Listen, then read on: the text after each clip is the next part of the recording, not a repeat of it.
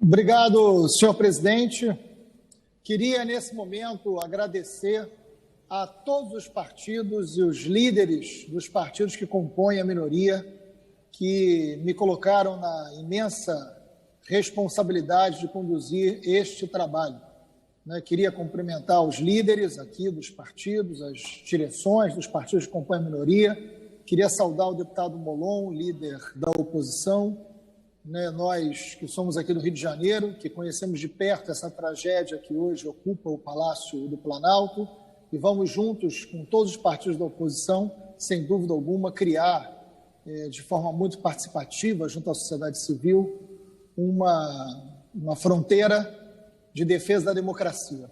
Esse é o compromisso maior da gente hoje no Brasil. Senhor presidente, qual é o lugar do mundo que, com 300 mil pessoas mortas, com uma média de mortos por dia que não para de crescer, o debate que se faz em parte da sociedade é sobre uma ameaça de golpe? Hoje, durante boa parte do dia, uma quantidade imensa de pessoas nas redes sociais se preocupavam com o clima de golpe no país. Isto é resultado de uma tragédia que governa uma incapacidade plena que se coloca hoje no Palácio do Planalto. É uma vergonha o que a gente vive. Como é que pode um país que não está debatendo, nesse momento, vacina? Isso que o Congresso está fazendo, isso que nós fizemos hoje, o dia inteiro, que é votando projetos referentes à pandemia, ampliando vacinação, pensando saídas para preservar a vida. Do outro lado, não. No Palácio do Planalto, o clima é possibilitar uma instabilidade, é possibilitar, de alguma maneira, uma ameaça à democracia. Isso é desumano. Não é só um presidente ruim, é uma pessoa ruim. E isso é muito sério, presidente. A gente precisa entender que é um governo que se alimenta de crise. Mas ele se alimenta de crise, presidente, porque ele não tem o que entregar, porque ele não consegue ter compromisso com a democracia, porque nunca teve, porque sempre defendeu ditaduras, porque sempre defendeu tortura, porque nunca teve responsabilidade com a vida. Alguém que defende tortura não tem responsabilidade com a vida. E mais do que isso, ele se alimenta de uma crise porque sabe que pelas vias legais e democráticas vai perder a próxima eleição. De um lado, faz negociação de cargos, de ministérios, faz a velha política, que sempre disse que não faria.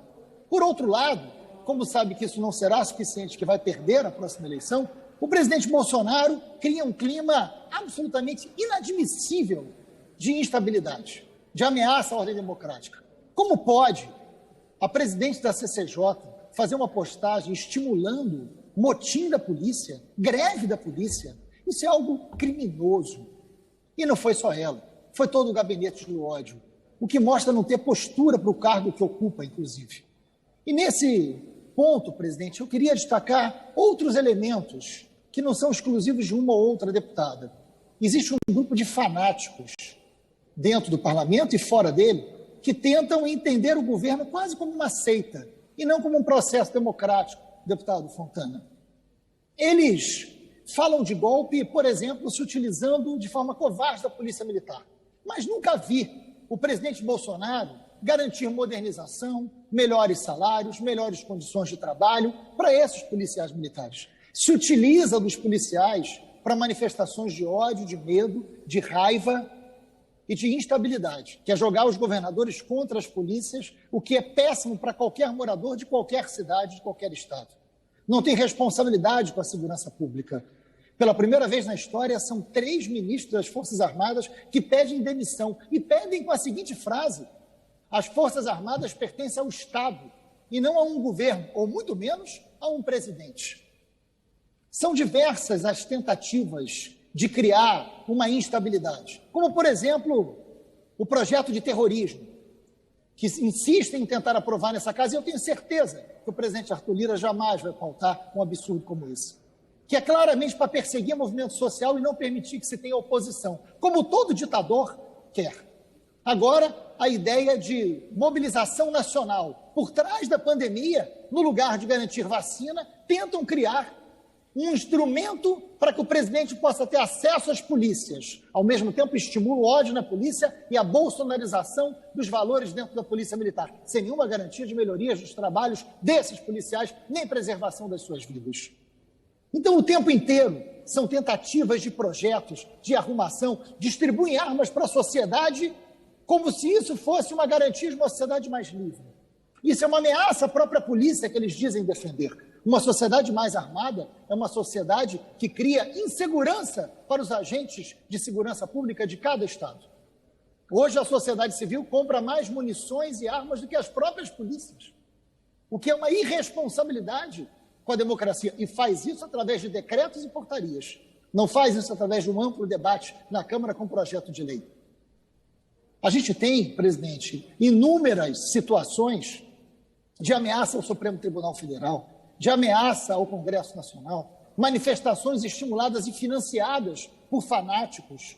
Isso tudo neste arcabouço que é a presidência da República. Não é à toa que esse clima de golpe completamente estapafúrdio, né? Eu quero lembrar que hoje, acabei de receber o número, 3.780 mortes. Eu vou repetir, presidente, 3.780 mortes. É o recorde de mortes. É inadmissível que deputados falem de golpe, tentem criar clima de golpe. É desumano. Até porque, vamos combinar, a força democrática desse país é muito maior do que qualquer golpista fanático de plantão. Os profissionais do SUS são muito melhores e maiores do que o medo, do que o negacionismo. Os deputados comprometidos com a democracia são muito maiores do que qualquer grupo de fanáticos. A sociedade e os trabalhadores são muito maiores do que a incompetência de qualquer governo passageiro. Agora, é estarrecedor nós chegarmos a 3.780 mortes em 24 horas, numa média que está crescente. Essa responsabilidade da fome, do desemprego e das mortes tem um endereço, tem um responsável. É Bolsonaro e a incompetência do seu governo. Por isso que cabe aqui a minoria, a oposição, estar ouvindo a sociedade, mobilizando a sociedade, denunciando os sucessivos crimes, como esse que ele cometeu ontem, ao tentar fazer com que as Forças Armadas pudessem estar a serviço dos seus delírios, do seu autoritarismo, e não daquilo que a Constituição determina para as Forças Armadas. É mais um crime que será denunciado pela oposição e pela minoria. Nós não vamos parar de lutar um único momento em defesa da democracia, porque a democracia custou muito caro. Não foram poucas as pessoas, homens e mulheres, parlamentares, militantes, que perderam a sua vida para que a democracia existisse entre nós, para que pudéssemos educar nossos filhos à base da democracia. Bolsonaro nunca teve compromisso com a vida nem com a democracia. Ganhou uma eleição, mas não consegue governar porque não tem competência para isso. Essa oposição, sem dúvida alguma, e a liderança da minoria, junto com esses partidos que têm uma história de luta tão digna e tão importante, nós vamos enfrentar esse desmando do governo Bolsonaro. E sem dúvida alguma, presidente, e sem dúvida alguma, a democracia será restabelecida plenamente. É um governo que tenta estabelecer o medo, a insegurança, mas não vai. Nós sabemos superar esse medo.